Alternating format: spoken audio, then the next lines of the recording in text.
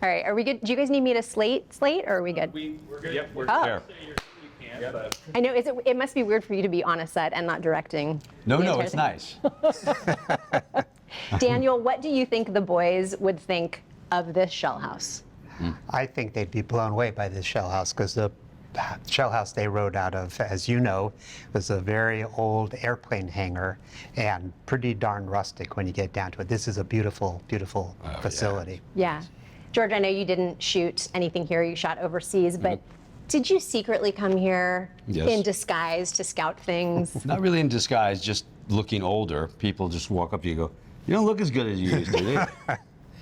Yeah, we came here and looked. The only reason we didn't shoot here is because Seattle doesn't look like it did in 1936, so we needed to find some places that looked a little different. But boy, we built that exact shell house, literally bolt for bolt. It was just stunning to be in it and work from there. Yeah. I do love how the book and the movie are a sort of love story to Seattle and our history, and that we, as a city, were an underdog in and of ourselves. How important was it to you that be part of the movie, and how important was that to you to show like the city pulling together to pay for these boys to go to the Olympics? So I think it's an essential part of the story. I mean, the fact is in the 1930s, Seattle really wasn't on the national map in a lot of ways. I didn't really realize that until I started reading the newspapers from those eras and seeing, just how true that was. So the way the community came together to send them to Berlin, I think is, for me, one of the most touching and important parts of the story. Yeah, you can't let it go. It's really important to remember. I think we always look at stories. You and I remember reading your book, I think it was like 10 years ago when it first came out. And we were having, even then, tough times in the world and tough times politically. And you remember reading it and thinking, there's an element of this that reminds us that we're all in this together and that we're going to have to, that our differences aren't all that big and that we need to look out for one another, which was a big part of the book. And it was a big driving force in shooting the film, of course, because,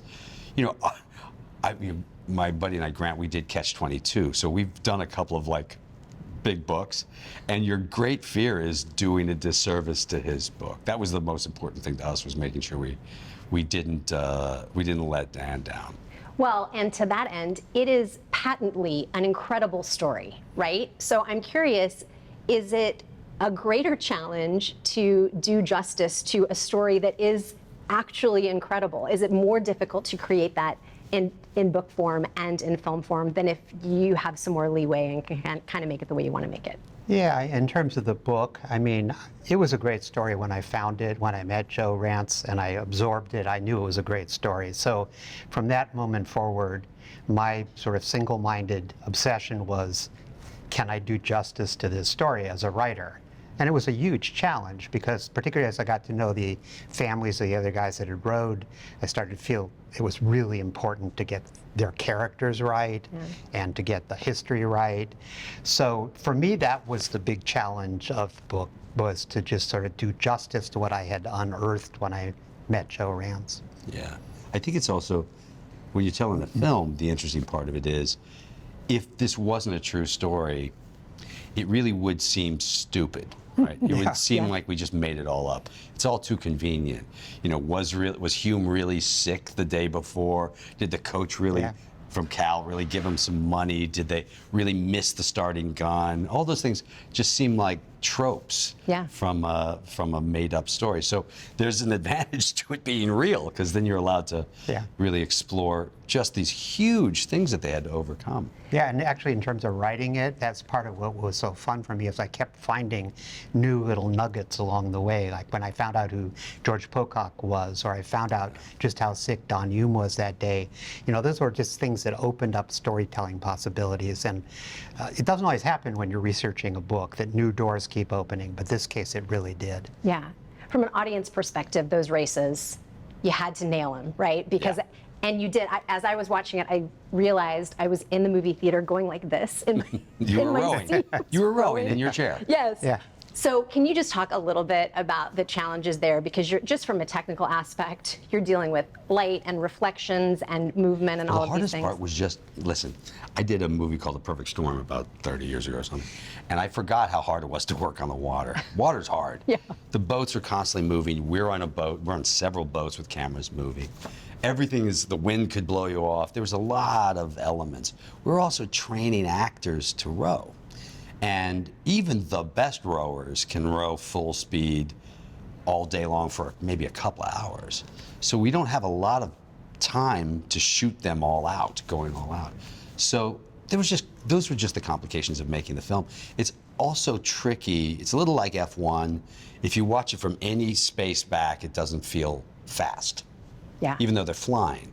If you're watching F1, you're like, and then you get up close, you go, oh my God. It's the same thing with these guys. When we were down next to them, you're like, they're flying. We couldn't keep up with them on the speedboat sometimes. But so it was just the ability to show that was a trick. That was our challenge, and also make sure that our actors looked like they knew what they were doing. Yeah. We know what the swing means in rowing, finding that perfection, synchronization. Was there a point in your career as a director that you felt like, I found my swing? No, you're always looking for your swing. You never fully find it. I think that's part of the fun of being in the creative arts, is your swing. That'll be something that someone judges long after you're gone.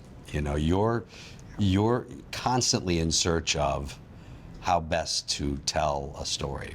And every project you do, as an actor, as a writer, as a director, 10 years later you look at it and think, well, this I could have done better.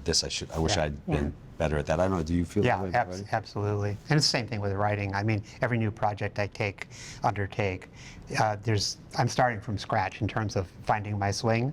Even if the previous book did really well, I still have to find my stride. I have to find that thing that's going to make it go. And so it's starting over every time for me. How about catching a crab?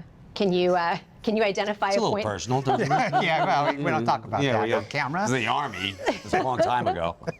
Not me. I'm No, not. I wasn't in the Army.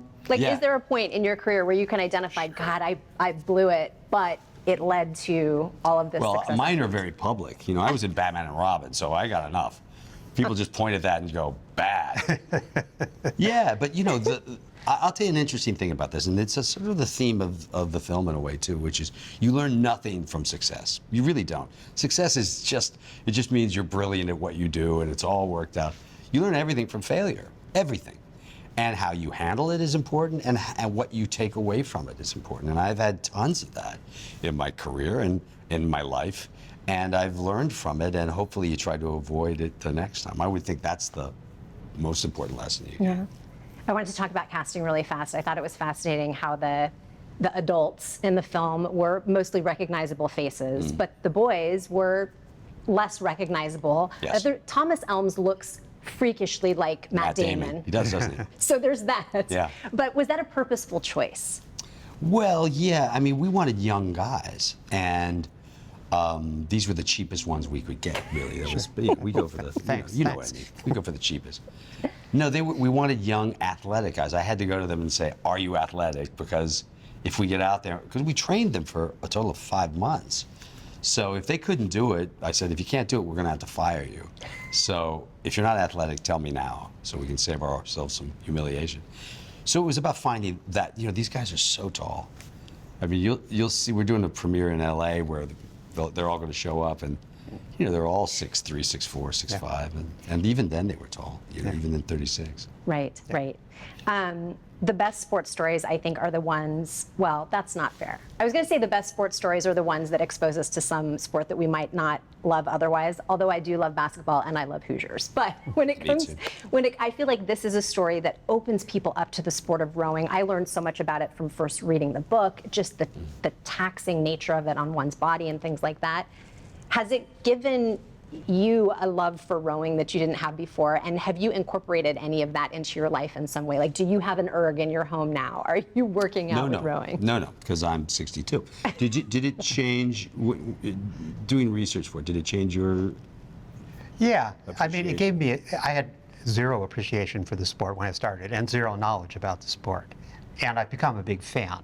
So it's been through the process, partly of researching, writing the book, but also just meeting a lot of rowers and coming to really respect just how tough the sport is, how grueling it is, and also the kind of character it builds in rowers. I've met hundreds and hundreds of rowers over the last 10 years, and there's a kind of common core character that they tend to have that is simultaneously very competitive and yet at the same time very cooperative. They know how to get along with people. They know how to blend into a crew and pull for the other people as much as for themselves. So it's opened up, whole new vistas for me in terms of appreciating the sport and, yeah, to some extent how I conduct my life, I think. I think all sports, and Joe, the best teams, it's never really about the individual. I mean, there are some sports, tennis, for instance, that but I'm a baseball fan, I'm a basketball fan, I'm a football fan. One guy can't do it, and so watching that and understanding and appreciating the idea that it's individual achievement attached to everybody else. You have to, when we were telling the story, you have to care about all the characters. It's the boys in the boat, not the boy in the boat. So many universal themes in this film, but it is also very specifically about UW. You even have the fight song, which is a Bow deep down cut to Washington. I know it, man. My husband sings it at home all the time. Oh, you're tired of it, are you? I'll tell everybody in Seattle. Never, never. But I just wanted you to talk quickly about why it was important to you to get those details right, because not all films always do when they're dealing with history and true facts. Not always, but you try to. It adds such a color to this. Is it pouring down rain? You can hear that? Yeah. Welcome to Seattle. Thank you, ladies. Here we are. Yes, you have to get those right. You can't mess that up because.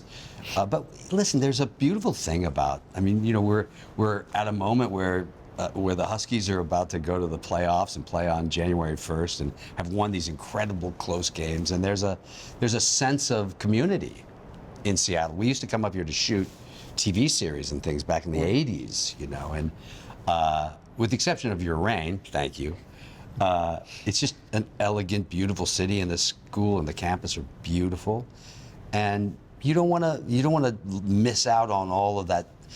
When you're talking about earlier about the town kind of pulling together, my father, who's still around, was a Depression era kid, and these guys, you had to pull together.